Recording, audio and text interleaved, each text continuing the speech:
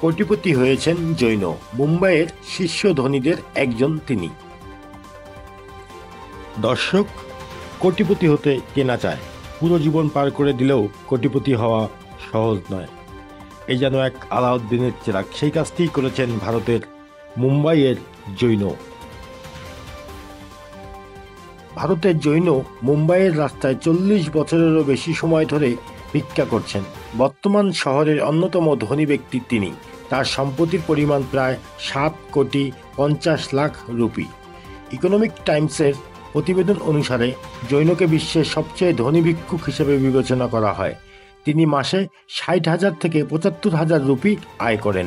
প্রতিদিন তার আয় 2,000 থেকে 2,500 রুপি পর্যন্ত। তিনি মুম্বাইয়ের বেশ কয়েকটি বাড়ির মালিক।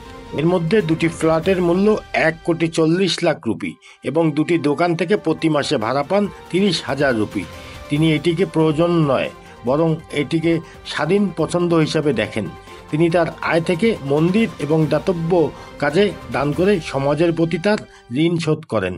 তার 2 ছেলে ভালো শিক্ষা পেয়েছেন। এখন পারিবারিক ব্যবসায় তারা ব্যস্ত থাকেন। একটি স্টেশনারি দোকান চালান তারা।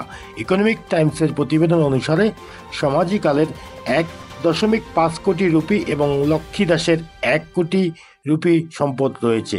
এই দুইজনের মতে আরও কোটিপতি নয়তো অন্তত লাখপতি ভিক্ষুক রয়েছেন সারা পৃথিবীতে। News desk, Mahi Jewel.